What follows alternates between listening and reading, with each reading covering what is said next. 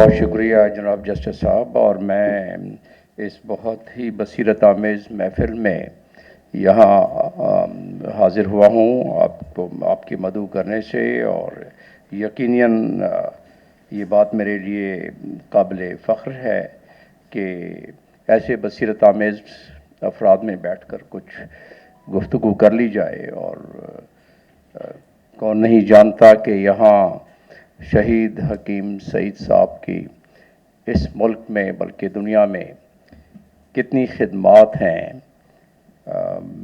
मैं तो अपने तारुफ का भी वक्त चाहता हूँ कि इसमें सर्फ करूँ कि आज की जो मौजू है और आज की जो इस वक्त नशिस्त है और जिस शख्सियत ने इसकी बुनियाद रखी, उस हवाले से भी ये चंद लम्हात शामिल कर लूँ। मैं तो था किसी वक्त में सफ़ीर, लेकिन अब तो मैं एक तालिब इल्म हूँ और अपनी सही करता रहता हूँ कि माशरे में कुछ अपनी तरफ से हाथ बटा दूँ उन लोगों का जो अब भी वो झंडा लेकर और वो दिया लेकर आगे चल रहे हैं, जो जनाब शहीद हकीम सईद साहब जैसे मुनफरद और ग्रां कदर शख्सियत ने जिसको रोशन किया था। आज तो लोग सिर्फ इस मसले में पड़े हुए हैं जो जिसके सिलसिले में इस टॉपिक के लिहाज से भी गुफ्तगू की जाएगी कि सियासत पाकिस्तान में ज़वाल अखलाक। लेकिन ये जो मखमसा है कि बस हम क्या करना है, बाकी लोग तो सारे ही जो हैं कुछ नहीं कर रहा है, कोई शख्स इस मुल्क में कोई काम नहीं कर रहा है, हर चीज़ ज़वाल पजीर है। ठीक है, कुछ शायद इसमें हकीकत भी हो, लेकिन हम कितने ज़वाल पजीर हैं, हम ये इस बात पर अपनी ज़्यादा तवज्जो नहीं देते। तो इसी वजह से मैं समझता हूँ कि वो बकौल शायर के शिकवाए ज़ुल्मते शब से तो कहीं बेहतर था, अपने हिस्से की कोई शम्मे जलाते जाते।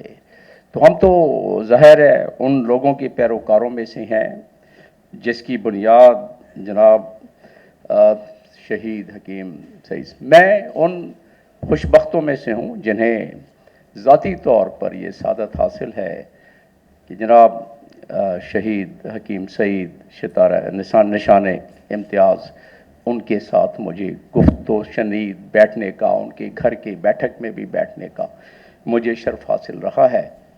तो उस लिहाज से मैंने कहा कि चंद अल्फाज और उनकी जो विज़न है और उस विज़न में क्या क्या बात की जाए, उस विज़न को तो मैंने कोरिलेट किया।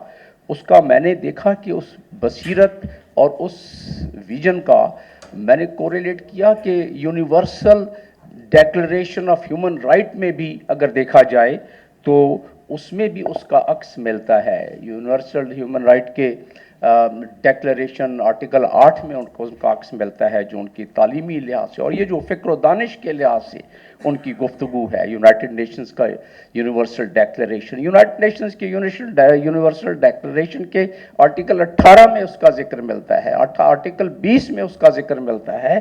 तो इतना विजनरी शख्स, और उसके बारे में मैंने सोचा कि ये 2-3 मिनट में दे के और फिर उसके बाद आगे। और ज़ाहिर है ऐसी शख्सियत जो आलमी शोहरत याफ्ता भी हो, जिसने इंसानियत की खिदमत, उनके मरीज़ों में लाखों अफराद मिलियंस की तादाद में पूरी दुनिया में मौजूद, WHO जिसको रिकग्नाइज़ करती है। तो ये तमाम चीज़ें अगर देखी जाएँ तो ज़ाहिर है इंसान को एक मोटिवेशन भी होती है और इंसान को इस चीज़ का भी जज्बा होता है कि सियासत पाकिस्तान में जो ज़वाल अखलाक है, लेकिन सियासत है क्या, इदारे हैं क्या, मुल्क की गवर्नेंस है क्या, हुक्मरान है क्या। These are the reflections of society.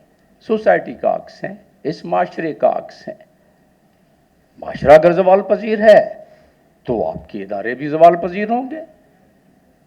माशरा अगर ज़वाल पजीर है, ना तालीम है, ना तरबियत है, ना सेहत है, ना माईशत है, ना समाजत है, तो फिर आसमान से तो उसमें अखलाक और तरक्की और उसमें अक़दार में कोई ज़्यादा मैं समझता हूँ हौसला अफजा फ़र्क तो नज़र नहीं आएगा।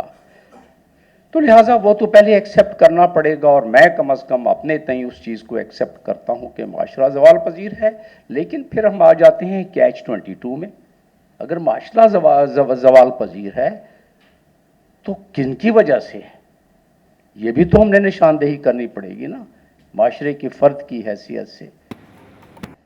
और जो जिनकी वजह से, जिनके असल सबब जिनका है, वो तो ज़ाहिर है आपके लीडरान हैं, चाहे वो किसी भी शोबे में लीडरान हो। और सियासतदान क्योंकि पॉलिसी साज और पॉलिसी मेकर्स होते हैं, तो उनका ज़ाहिर उनकी तरफ तीर ज़्यादा जाता है, और उनकी तरफ हम हक बाजानिब होंगे नुक्ता चीनी करते हुए। लेकिन साथ में इतने बड़े फोरम पर इस चीज़ का भी इयादा करना पड़ेगा कि आफ्टर ऑल हमने अच्छे सियासतदान क्यों नहीं पैदा किए, आफ्टर ऑल हमने अच्छे लीडर क्यों नहीं पैदा किए। उस गहराई में जाने के लिए मैं कुछ वक्फे के बाद और कुछ लम्हों के बाद खुद भी कुछ बोल लूँगा, और ज़ाहिर है आपसे सीखने के लिए चाहूँगा कि आप उस पर तबसरा करें।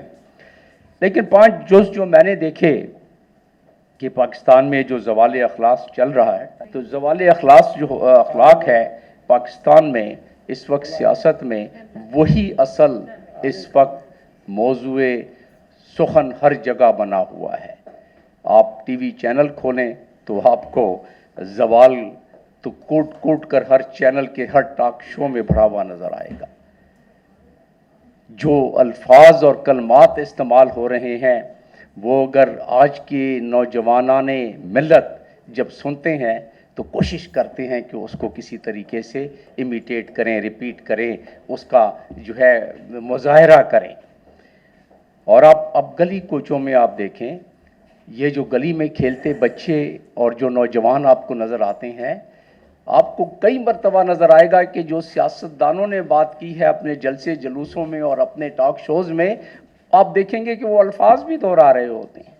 तो इसका मतलब ये हुआ कि लीडरान का तो बहरहाल फिर हिस्सा ज़्यादा हुआ और कसूर भी ज़्यादा हुआ। तो उसमें अगर बहुत गहराई में चले जाएं तो लीडरान को गिला और शिकवा ये है इस मुल्क से और इस माशरे से कि उन्हें मौका ही ज़्यादा नहीं मिला, और हर वक्त जब वो सियासत उरूज पर होती है तो फिर कोई ना कोई मिलिट्री डिक्टेटर आ जाता है, उसको सियासत को ज़वाल पर ले जाता है। अब ये तो काबिल फ़हम और काबिल बहस बात है। काबिल फ़हम तो शायद इतनी ना हो, लेकिन काबिल बहस बात ज़रूर है। तो जब इतनी पोलराइजेशन माशरे में हो जाए इन अल्फाज और इन कलमात की वजह से, क्योंकि अल्फाज और कलमात जो हैं वही आपके माशरे के तमाम बंधनों के और तमाम चीज़ों के महवर होते हैं, और चूंकि वो महवर होते हैं तो जो अभी मैंने तस्करा किया हाल में माशरे में जो हो रहा है उसमें अगर तो पोलराइजेशन, डिवीज़न, नफ़रतें, दुश्मनियाँ, मारधाड़, एक दूसरे की जान लेने की दर पर एक दूसरे के गिरबान, ये तो एक आम सा मुशाहिदा हो गया है। तो जब ऐसे पोलराइजेशन हो जाए तो उसका रिजल्ट तो यही होगा, कंप्यूटर में भी गार्बेज इन गार्बेज आउट, जो बोएंगे वो काटेंगे, वो वाला सिलसिला चल रहा है। अब देखते हैं कि गुफ्तगू के जिस तरह आगे बढ़ती है तो इसका क्या हम सलूशन दे सकते हैं।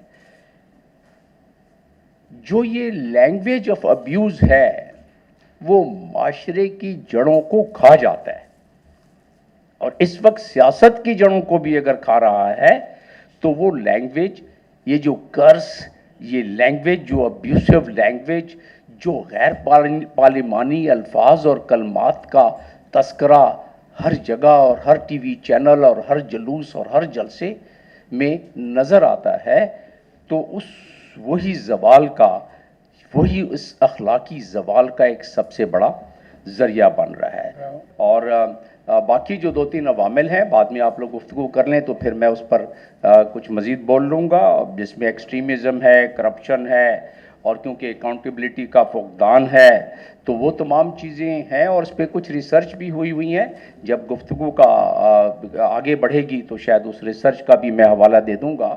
मैं बहुत ममनून हूँ जनाब जस्टिस कारी साहब और सादिया राशिद साहब, मोइन हैदर साहब और तमाम اہل محفل کہ جنہوں نے اپنی سماعتیں میرے نظر کی کچھ دیر کے لیے، اور بس بہت شکریہ. بہت شکریہ. انوار الحق سدیدی صاحب. بسم اللہ الرحمن الرحیم.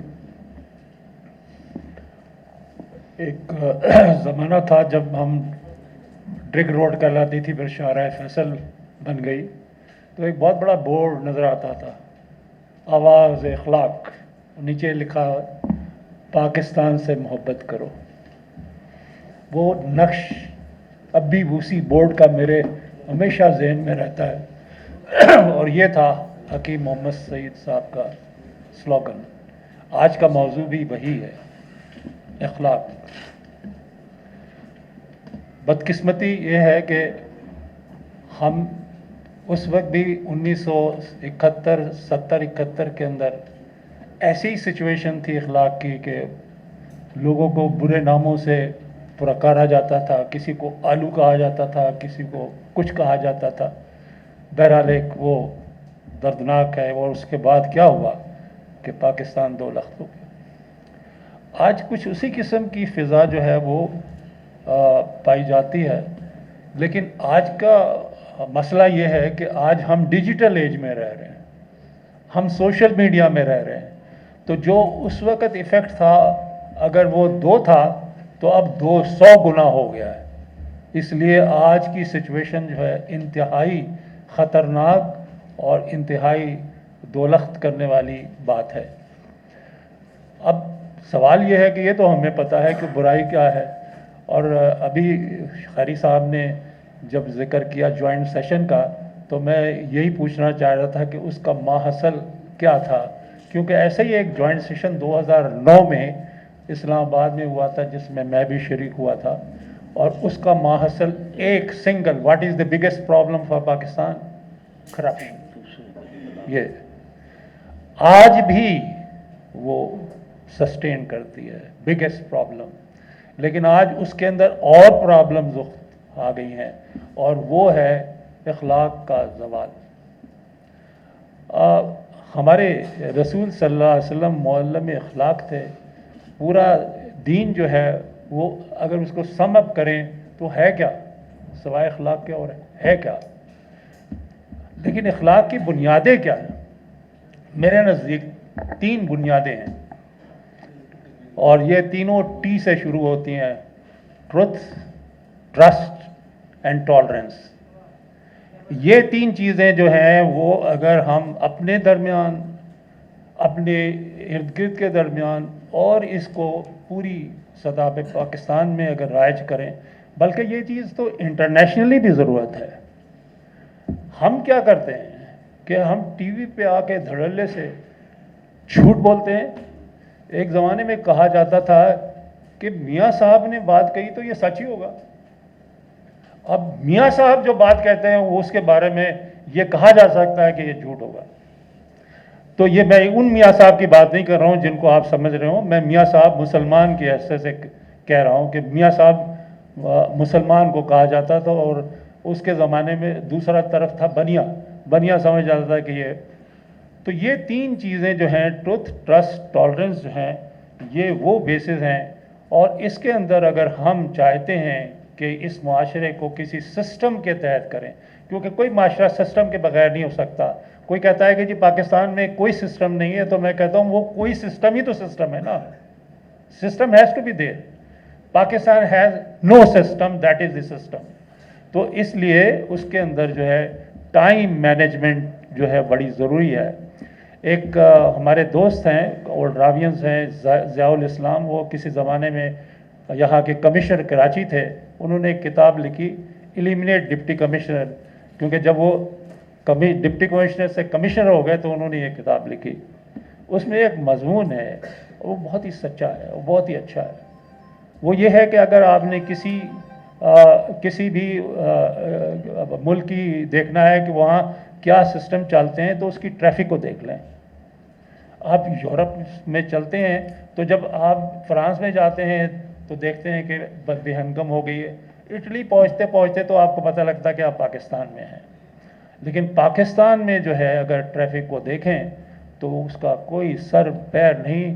میں تو کہتا ہوں کہ اگر ایک ہی چیز کو اپلائی کر دیں ये कर सकते हैं कि ट्रैफिक के इंतज़ाम को रसूल के मुताबिक कर दें, तो ये तहरीक जो फैल के हो सकता है कि आगे ये बन जाए।